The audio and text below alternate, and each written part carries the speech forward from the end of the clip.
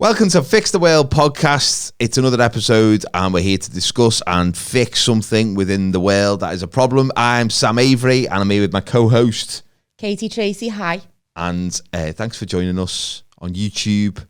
Welcome everyone. Podcast format. To our beautiful little bolt hole. Yeah, our little crib. We're going to fix action movies this week. We are. They needed fixing. They do need fixing because they just don't make enough money, do they? There's clearly loads of problems with them. They're just always a flop. But we'll get on to that in a bit. How are you, Kate? I'm good. Good. I went to watch a charity football match yesterday. What was that like? It was hilarious. My only frame of reference is the Sport Aid one that Ollie Mayers always gets fouled at. Yeah. Which I really dislike. Yeah. Jonathan Wiltshire, who hasn't been famous since 1990. Who is he? He's just a basic singer with a good left foot, I think. Yeah. But no, it was funny. It was all like the teams are comprised of half men in the 40s and half like young lads. So it was the local pub versus the local social club. Are you saying each team's got half of them? Name check. It was the Leo, our local, versus the Dunnies club. Go Leo. And it was for charity. So has each team got half of them on? Well, ish. Ish, right. Because it's not fair if there's just one team of 40-year-olds and one team of 20-year-olds. Yeah, but what made it particularly unfair was that our team has a kid playing for them who plays for TNS. So he basically just ran the show. Is that Total Network Solutions? Remember that line on Soccer Saturday? Jeff Stelling. They'll be dancing in the streets of Total Network Solutions tonight. Because what is Total Network Solutions? Is it? I think it was a business houses team. And they climbed up the league and they just kept the name. That's great, isn't it? Yeah. So was that kid really good? He was good, and this fella was marking him, and he was about 60, and he was just like, every time Leo ran past, he'd go, fucking hell, lads. It was so funny.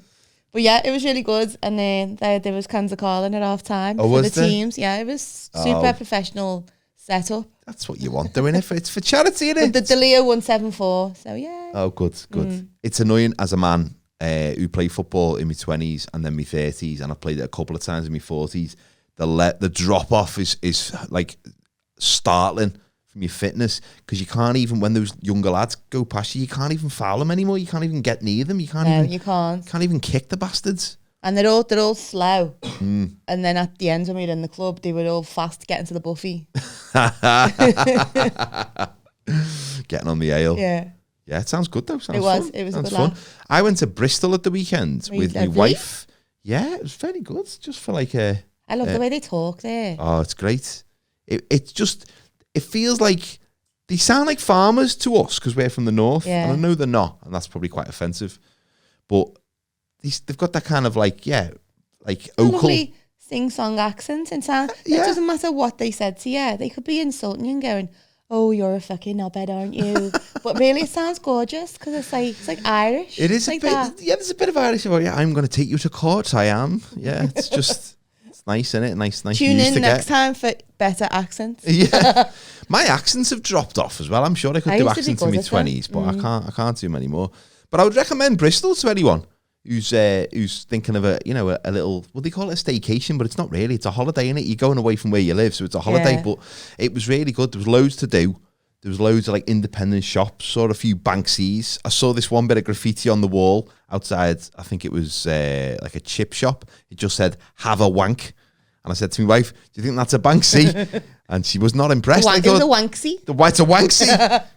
So Banksy's out. Well, there was a Banksy in town. Well, there was two Banksies in town, wasn't there? Yeah. One of them's gone.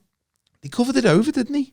There was a rat one in Liverpool. Yeah, and there was one, and it's like a plane with a chemtrail behind it in the shape of a heart. Where's that one? It was on Castle Street. But I don't know where it's not there now.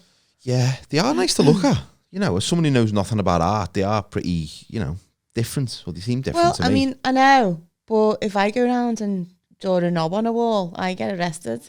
Well, depends if you make it look 3D. If you do it without telling people who I am. If you do it ironically, it's an ironic cock officer. Or if you write some kind of societal commentary underneath. Tracy T is a slag. Well, that's it. That's art. Sticking it to the man. Social commentary. That's how we knew if our mates were bitches behind our back when in the old days before social media. Just checked out the latest graffiti. Yeah. The fellow was cheating. That's it. That's how you got the news. That was like the local message board, wasn't it? And Tracy T, if you are watching, get in touch. Yeah. It's been too long. It's been too long. We know you've been around. So, yeah, but I would recommend it. And we found this place, it was like a wine bar where you have all these different types of wine, and you get a card when you get in, and you stick your card in this machine, and you can choose from like 120 wines. So you can like have little bits or like a big glass, or you can, when you go up to the machine, there's like 6 bottles in each machine. They're all under a spotlight. But when you choose your bottle, it's like X Factor, because all the other lights go off and there's just this one light on your wine. You feel like you're getting a little moment. It's quite showbiz. Oh, like that. So the wine, you've made it to judges' houses. You made it to judges' mouth. And, that probably does happen in the X Factor in a different context. You've made it into the judge's mouth. Judge's mouthers. Oh, Jesus. Hashtag them too. So I feel today, I feel good now I'm here and we're doing this, and I'm excited to be here, and it's nice to be, recording the podcast. But all day I've just felt that mid-40s hangover that you just can't deal with, where you feel like your entire life is spiraling out of control. It's not even like when you get a hangover in your 30s and you just feel sick or you got a headache. No. You don't get that in your 40s, because you're basically a functional alcoholic in your 40s. Most people are. Don't at me about this, because we all know it's true. That's the point of that is you don't actually suffer with physical hangovers. It's the hangover in your head, isn't it? The existential crisis. The fear. The beer fear. Yeah. I'm just, all day I've been like opening cupboards and looking at my clothes going, can't believe I've not sorted them clothes out. What am I doing? I'm a mess. It's like, it doesn't matter. Tomorrow I'll look at them and go. I start Googling how to tell you've got fatty tissue on your liver. Oh, Jesus. Without seeing a doctor. And how do you? Just, get a scalpel. Just open yourself up. So I feel good now, but I can't take my ale anymore. I do have a message actually from one of our listeners that I wanted to read out at this point, which is kind of appropriate. Someone called James Harding. And they've got a request for us. They've just said, can we just get a 2-hour video of you two sat getting slowly pissed, chatting shit, please? That's going to be in the future, isn't it? That's what I said to him. I said, we're going to do that in the future. With the exception, it won't be getting slowly pissed. No, it'll be, I can't get slowly pissed now. I go sober, drunk, that's it. Yeah, within the space of minutes. Do you plateau when you're drunk? Because I'm able to get drunk very quickly, but then maintain that level of drunkenness. Yeah, I maintain that level of being an absolute dickhead. Unbearable. Yeah. I'm unbearable for hours. I'm a minor dickhead normally, then I'll plateau and just be like a total dickhead. Super dickhead. Yeah, that's... I'm one of them where you go, hey. You... Hey, guess what, hey. I'll make a joke that people laugh at, so then I'll go and I'll do it numerous times just to different people. I do that. But we're comics. You do a gag. If it works, you do it again. If it doesn't, you tweak it and try it again on someone else. And I'm just the same in real life. When I first started doing stand-up, I went on a date with a girl and I had this one bit, the only bit that I had that really worked, because I was terrible when I started. And I was trying to do this bit of material on this girl on this date. And I was acting it out and stuff. She was just looking at me like, you're a dickhead.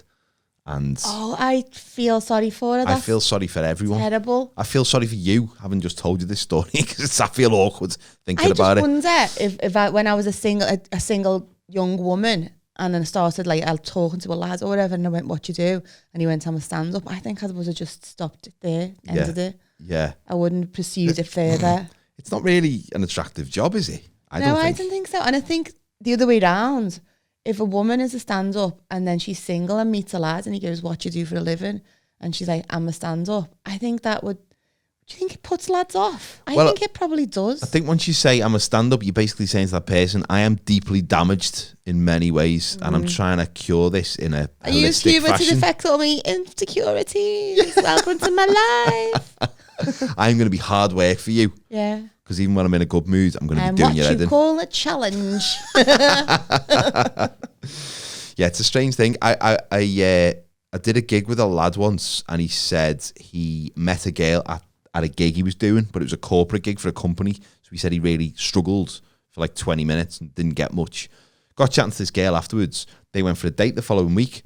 And at the date, they're doing the usual questions, you got any brothers or sisters? What music do you like? What's your blood type? What's your blood type? Yeah, do you like anal? And she said to him, "Do you, what's your job? What do you do for a living?" And he went, well, I'm a comedian, aren't you? You know, that's where you met me. You met me at the gig. And she went, oh, is that what that was? That's how bad the gig had gone. Oh. She didn't know what he was trying to do. So, yeah, interesting. Oh. But I don't know what sort of job when I was a kid or when I was a young lad, I wanted the ideal woman to have. Probably page 3 model when I was like 17. But that's not realistic, is it? No. But I suppose what you want is for someone... That's a good idea in theory, but the reality of going out with a page 3 model, you're just sitting there eating your tea. She's like just in a like scruffy pajamas. But then everyone else gets to see it in a sexy stuff. Yeah, that would annoy you, wouldn't it? That doesn't last long in a relationship. No, and it shouldn't, because it's exhausting to keep, waxing your all those bits. Synthetic fabrics. Too much. Yak. Chafing. Let's get married and jib that all off. But my mate started going out with a dentist when he was younger, and we were all quite jealous because we were like, that's a good job. That's like a grown-up job. Because, we were just I'd feel self-conscious. I think they were like looking at my mouth all the time going, ugh. Yeah. Sort that out. And they probably have really old magazines in the living room, don't they? Yeah. God, he's 22 and he needs people's friends. People's friends. I can't remember that. Imagine like going out with somebody who's like, I don't know, a gynecologist or like a ball doctor or whatever. A ball doctor? I don't know what they're called. What are men's doctors called? A proctologist is they're just called doctors, arse. Men's doctors. Yeah. Proctologists, yeah. Specialities. Yeah. They're anal. An ass doctor. Yeah. Have you met Steve? He's an ass doctor. He's an ass doctor. Proctologist, John. That would be a horrible job, though, because, just shaking their hand, you'd go, come on, I hope he's washed that. Because it's been in some horrible places. Yeah. You know when you come home from work and say you work for the civil service in the council and your husband is a proctologist and you come home and you say, I've had a proper bad day. And they go, you've had a bad day. I've been up to me wrist watching arses. You're like, somebody didn't reply to an email and I had a very nasty phone call and he's like, yeah, well, my watch is in someone's rectum. Beat that. It's not the watch I got you for Christmas, is it? You know what I mean? It's a minefield, isn't it? So that's not a job I want. What would your perfect job be if you could just snap your fingers and just have a different job now? Just like one of those people who like messes around in the sea with dolphins and that. There's got to be a name. There's got to be a more specific name. I'd say marine biologist, but that sounds like a lot of studying, so I don't want to do that. That sounds like too much I don't want work. anything that I have to like write stuff down or. No. I just want to probably just a safe dude, professional safe dude. Yeah, that seems like an ideal job. Pro safer. Not even pro, because then you got to go to competitions. That means you got to have times you got to turn up. Just safe. I know, but that's how you make your money. Well, what's your ideal job? I'd like to be a bum or a professional swanner, someone who just swans around, like swan, like. An influencer. Not even that. I just mooch around doing nothing really. But people go, oh, there's so and so. He swans about a lot, and I go, oh yeah. And people give me free stuff. Like then people. Have you ever been to the Quarter Cafe you used to live by there, didn't you? Oh yeah, the Quarter, yeah. Right. So a couple of months ago, we went in on a Thursday morning. 3 of us were off work, and we just went and had our breakfast, and we were like, God, isn't this like? Imagine like not being in work and just coming here for your breakfast, like. And we were there and there was just so many people there who had amazing cars. They were like designer head to toe. And I'm just sitting there, people watching going, like, what is your actual game that you're not in work on a Thursday? You're in top to toe, like Gucci. You've got a brand new Audi parked on double yellows because you don't give a shit. Like, what's your job? Yeah, drug dealer. Yeah. Or proctologist. Or professional swanner. Swanner. Yeah, I just love to swan. Maybe a food critic. I could do that. You have to criticise. There's nothing fun about criticising things. I just want free stuff. That's what I want. I want free stuff. Basically, you just want to be some rich person's bitch. Yeah. Yeah. Put that on my CV. I was a bitch for a while. Yeah. And now I'm looking to retrain in cyber, please. So we're going to fix something this week, aren't we? What are we going to fix this week? Action films. It's not really a tease because we did mention it at the start of the episode. I've just realised. But yeah, action films. Do you say films or movies? I don't say movies. Oh. I'm not American. I'm sorry to even suggest that you would. I never used to say movies. I say movies sometimes now. Do you say cinema instead of the pictures? I say cinema. Do you? No, I don't. I say the pictures. I do see the cinema sometimes, though. Movies. The pictures. I used to think the pictures was just... My mum used to say, I'm taking your nan the pictures. And I was too young to know it was, a screen that showed the film. I thought it was just loads of photos on the wall that you just, pick off and look at and put back. Oh, did you? Sounds shit. So I say, I am becoming a bit more Americanized, I think. And, we all are. Yeah. Baby showers. All that shit. Sidewalk, No, don't say sidewalk. I don't say sidewalk, no. Oh my God. Don't shit your diaper, Kate. Come on, chill out. Take a chill pill, man. But I suppose I say action. I say films, but when I say action movies, because they two words go together. Anyway, this is not what we're here to fix. We're not here to fix language. Semantics, yeah. But are you a fan of action films?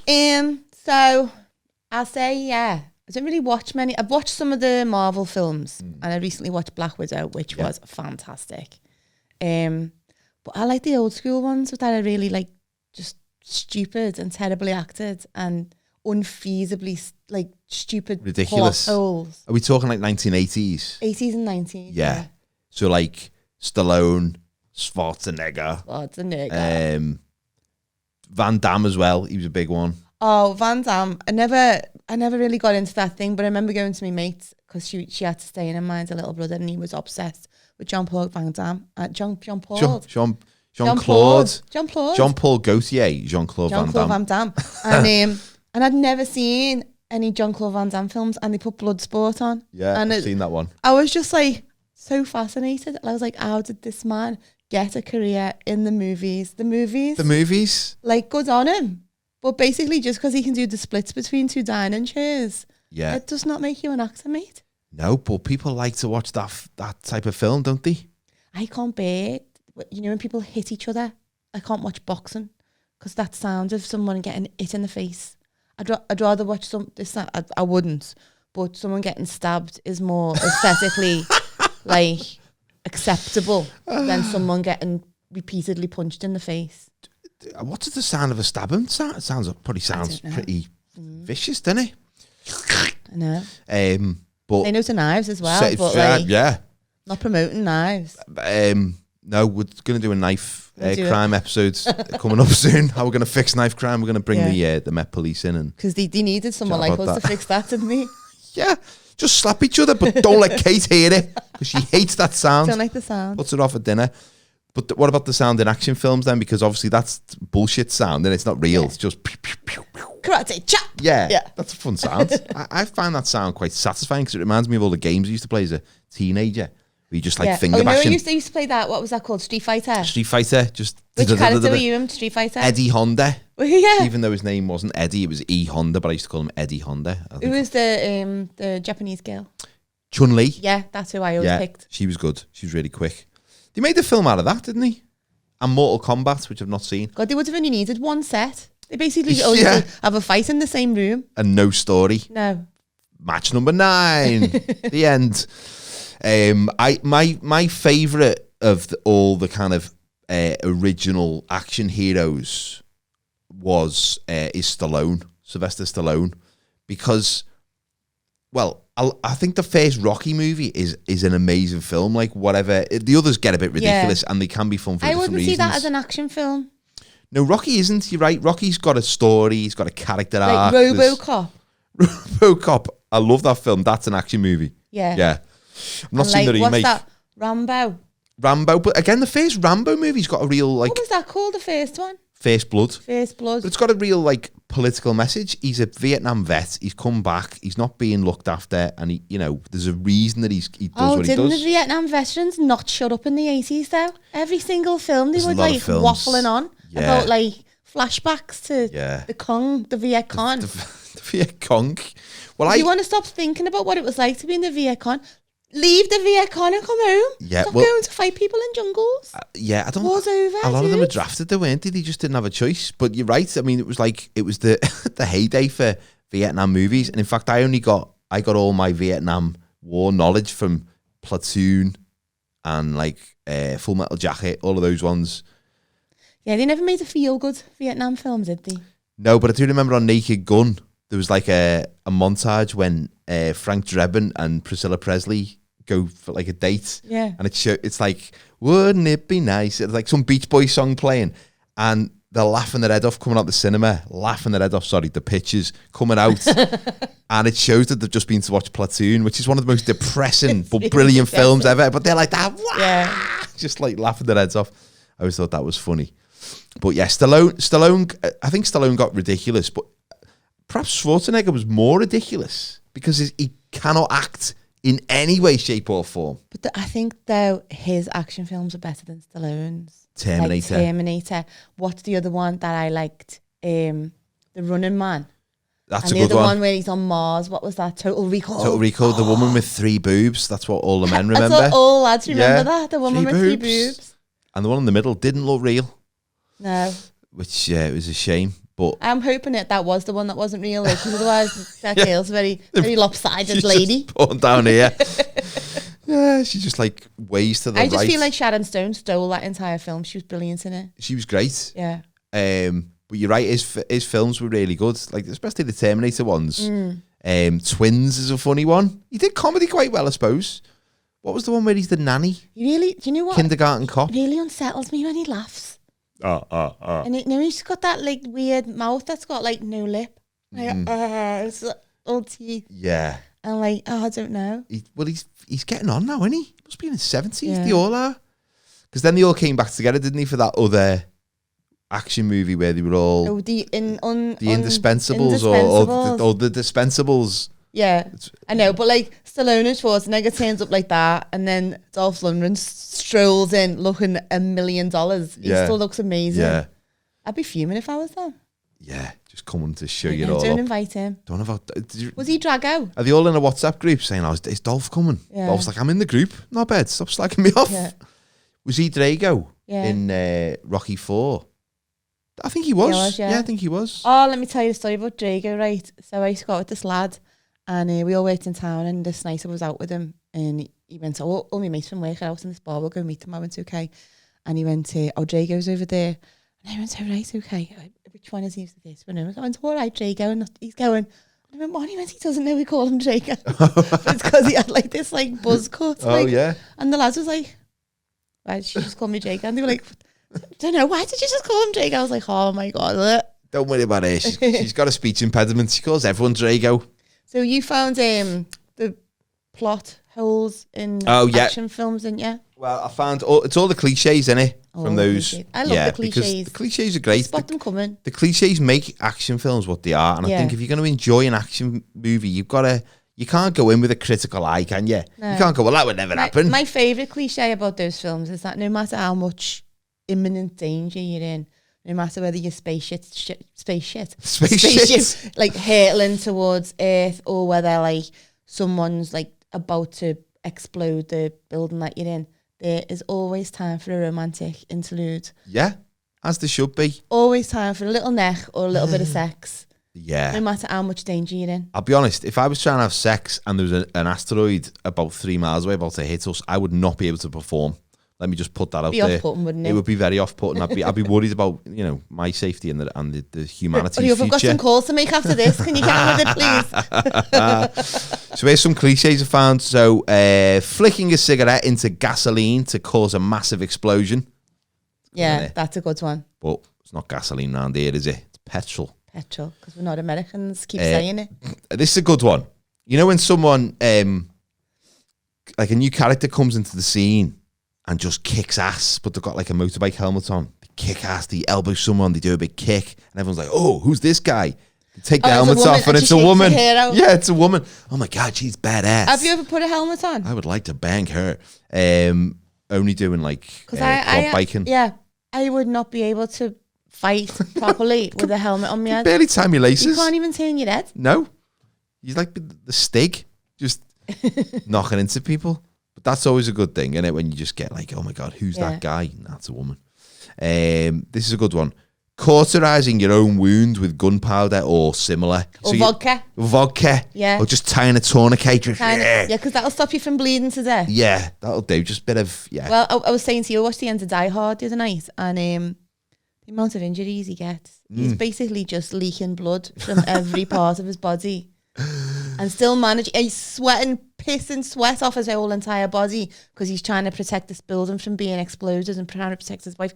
And he's got sweat covered, but he still manages to sellotape a gun to his back. Yeah. How I can't get my HRT patches to stick to my leg. How he's got a gun to stick to his back with tape with all that sweat coming off him. It wouldn't stick. That's the most unlikely part of that film. That should be a JML advert, and that should be the new sellotape. Yeah. Like sweat tape. Or like the old polyfiller advert where they dangle a man over like a load of sharks. Yeah. And his little boiler suit was just stuck to a board with polyfiller. Just to prove how good it is. Look at this. Look at Bruce Willis's sweaty back.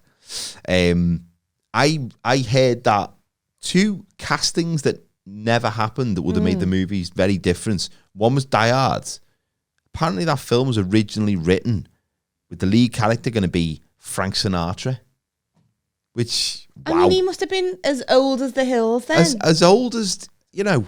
Imagine seeing Frank Sinatra's little floppy old man tits in them vests. His toupee just like flying off his head. And little saggy tits. In a tuxedo. Ew. He'd have to have a tuxedo on, wouldn't he, the whole movie? When old men get that little bit of loose skin under it. No, thank you.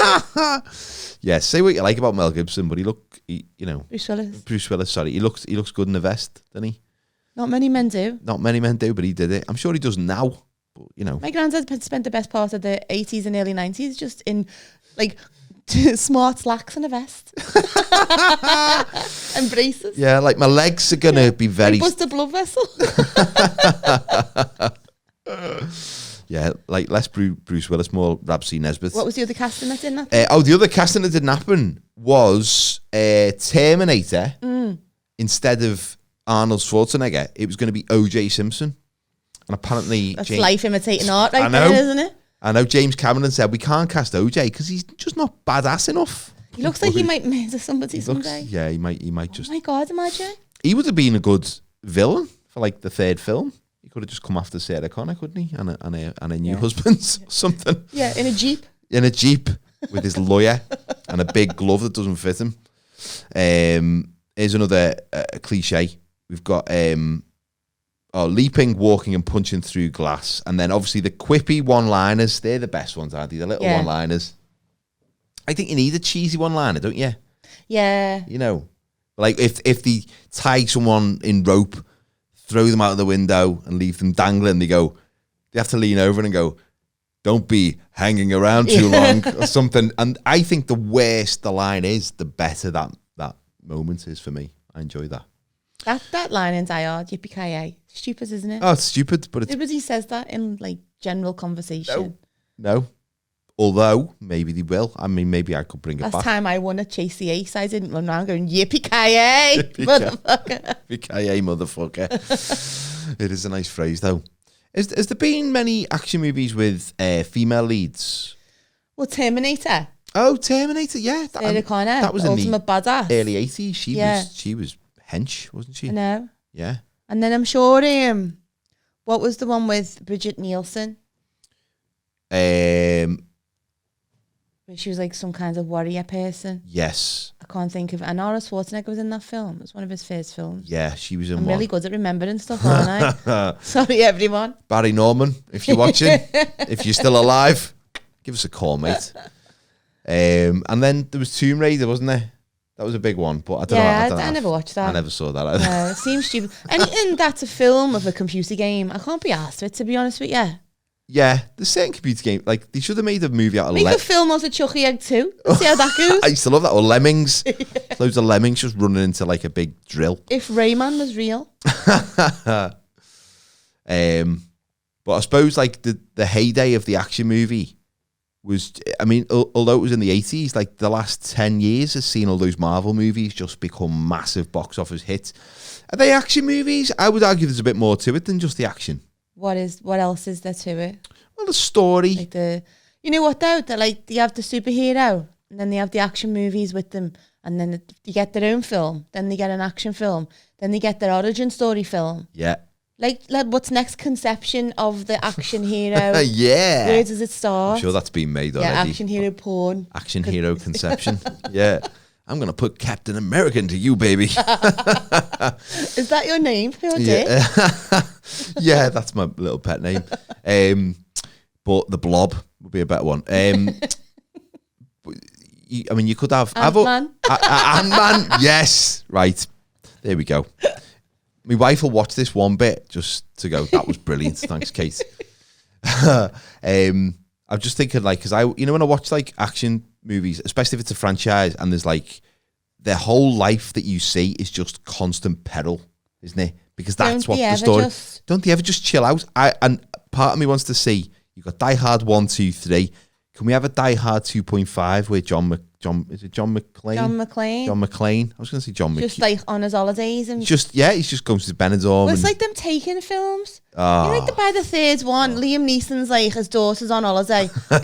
Dad, what now? You're not going away again, you knobhead. Every time you go away, I have to come and kill some people in Paris. You little dickhead. Too privileged. Did I not say you should go to Centre Parks this year? Just stay safe. I love his monologue. I have a very specific set of skills. Yeah, so did Thomas Cook. Send your daughter their way next time. I have a specific lack of patience. His career is bananas because he was like a serious actor and then he did Taken and it just fitted perfectly for him. And it like with his accent and his voice, and it just turned out he could sound quite sinister. And now he just does copycat films. Just unrealistic for a man near, he must be nearly 70. Just like fighting his way through the Yakuza on a yacht, and he manages to batter every single one of them on his own. Yeah. His specific set of skills. 5 minutes in L9. Different set of skills. He's there, getting rid of the human traffickers, like piece of piss. That'd be great to bring him to Liverpool, wouldn't it? And see how he gets on against some of the different problems that we've got here. And just see if he is specific. Take him outside the entry race course on Grand National Day, see if he can sort all that kinds of carnage see if he can get someone a taxi on Christmas Eve in Matthew Street. Yeah.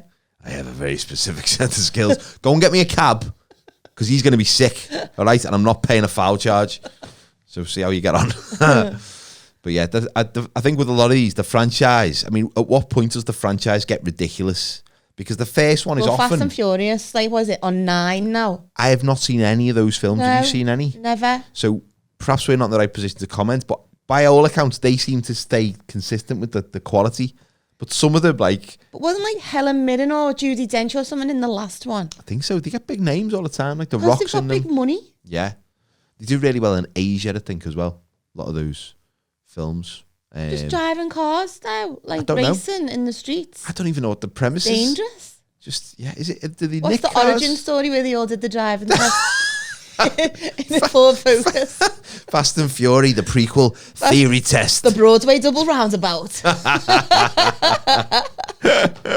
Just in a parallel park, motherfucker. Vin Diesel like that. I won't ever come to Broadway, I promise. How did you get on? Oh, I was really lucky because it was rush hour when we started, so I barely did anything. And you know what cliche I love as well? There's always someone who has to come out of retirement. Oh, that's the best. Getting the band back together. We need the specialist. Yeah. But he's retired. Yeah. I don't do that no more. I don't do that no more. I gone straight. Look at me. I got a family. I do the proper things now. And you're like, we just need you for one job. And then he's all in. And someone's always in prison for the crime he didn't commit. Yeah. That's the best bit of the film when they're getting the band back together, isn't it? Yeah. Just like, I try and do that with my mates that we used to hang around with, and I text them all and they just all say, I can't make it, I'm busy. So it doesn't quite work the same. I'd love to go to their houses and try and recruit them that way. Yeah, at least in like Ocean's 11, they're like, we've got one more job. And it's like, I'm never going back to that life. I'm free, I'm clean. Yeah. I'm like that to me mate. Do you want to come to pictures on Tuesday? She says, I've got Weight Watchers. I'm like, it would be easier to get Ocean's 11 together to do a heist, to be honest.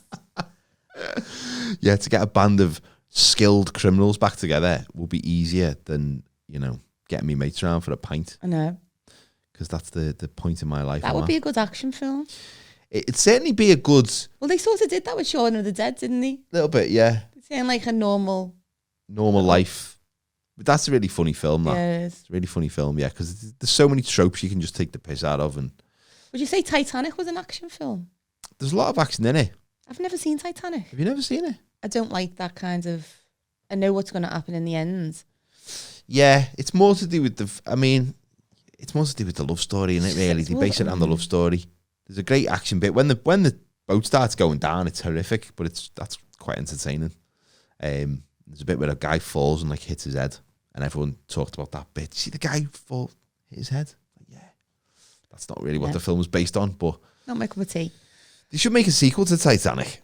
Do you know what film I liked? Independence Day. I've never seen that one. What? No. It's Boss. It's Will Smith, innit? Will Smith and Jeff Goldblum. They bring some like retired astronaut. Brilliant. He was like overweight and old, out of retirement to go and fight some massive alien spaceship, and he makes a what's the word? Fuck up. No, he sacrifices himself to save America. It's so patriotic. It's untrue. It makes you cringe. Wow. Well, instead of having a movie where they just get one person out of retirement, how about a movie where every single person in the gang is getting out of retirement? Cocoon. That was a good film. That wasn't really action, was it? No, it wasn't really action. It was action for them because they all had a little swim in the pool. So that was an action film for pensioners. A lot of action, wasn't it? Yeah. But I just like the idea of like, you know, they've all got different ailments. Like so-and-so's got a bad hip. So his hip clicks, so he can't sneak up on anyone because they'll hear him coming. And don't put him on a horse, you know what his prostate's like. And this guy's got, you know, he's deaf, so he just shouts all the time. So he's no good for like reconnaissance. Covert. Yeah. No covert work for him. He's useless. Deaf Jim. Deaf Jim. They're making another Indiana Jones. And Harrison Ford is so old. He looks like he's been like dug up and resuscitated. You know when they de-age people, and they did this with the Irishman, they de-aged like De Niro, but they still walk like an old man because it's still them, and it just looks a bit weird. So they're doing that on Harrison Ford and making him look younger? I don't think so, but I think there might be like a flashback scene with the de-aging for a bit, which is always fun to see. But yeah, he's 80, isn't he? 80 he must be 80 something. He's got to be. Yeah. I mean, he's aged well. He's in good nick for an 80-year-old odd. He is, yeah. Multi-millionaire. Flies planes. Crashes planes, doesn't he? Crashed the plane. And they're like rolling around with boulders and scorpions and that.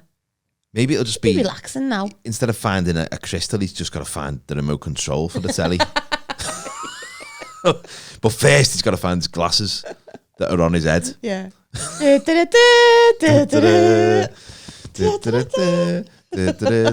then it just morphs into the Last of the Summer Wine music. Can't even remember that music. How would you fix action films then? I would probably introduce more young, fresh blood. But that's difficult because I suppose these studios, they want dependable, bankable actors, which unfortunately are the people who are 80 and 70, like Harrison Ford. But, you know, when I was a kid... Yeah, no one wants to see Daniel Radcliffe dangling off a mountain to save the world. No. And they've got to bulk up, haven't they? So you need to be bulking up. I'd go and watch him if he took steads for 6 months. You know, like all the action films from the olden days, from like the 80s and 90s, it was all to save the world from like terrorism. That it was just completely unbelievable at the time. And now that's happening in real life. And we've got no action heroes to save us. No. Although...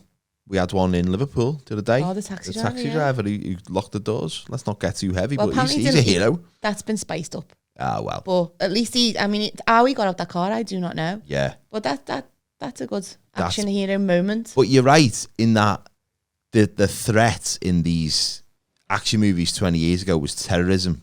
We've got terrorism now. There's no action heroes. No, what's the new threat? The new politicians. Threat? Well, the politicians, or it's the cyber threat, isn't it? It's that'd be a boring film, wouldn't it? It would be a boring film if your action hero was big, muscly guy, but he's just really good at just computers. Someone there, like, intercepting binary code. Yeah. Like, that's not going to be an interesting film. Yeah, he just sends an email, I'm getting the band back together, and he just gets an out of office. You're going to regret this. Control-Alt-Delete. I'm going to Control-Alt-Delete our friendship. But that would be, yeah, you're right, that would be shit. It has to be big, flashy explosions, doesn't it? Yeah. It's got to be completely unbelievable, outrageously silly. How would you fix them? I would... more animals, like an action hero. With film with more animals that do good stuff. Were the animals the hero? Yeah. Okay, that'd be good. Maybe. Don't know. Like just think, maybe like kill off some of the action heroes that we're used to. They did that with Captain America. They made a mold and they've replaced him with a younger actor. Yeah, they could do that. Yeah, just kill him. But he was out of the Marvel films, he was the best character. Oh yeah, he was my favourite. My favourite. Total You man hated crush on him. that Tony Stark, Robert Downey Jr., smug twat. Couldn't stand him. I was glad when he died. Sorry, spoiler alert. Spoiler alert, the film has been out for 4 years, so if you haven't watched it yet. If you haven't updated yourself by now, tough shit. So we'll put a spoiler warning on this episode. Yeah. And maybe stop marginalising like Germans or Russians. Or English. They're not all bad. Or English people. Yeah. Why the English accent does sound evil when you compare it to an American accent, but you're right, you do get the Russians and the Germans. Yeah. I'm going to detonate this bomb sounds a lot more threatening than I'm going to detonate this bomb. Yeah. Don't know what accent that was. Like I say, my accents in a West Country suffered. Accent. Hello, my lover. I'm just going to blow you up, okay? I'd be like, oh, nice one, thanks. Thanks for letting me know. You're lovely. Anyone ever told you that? Gone. So thanks for watching. Thanks for listening, folks. Thank you.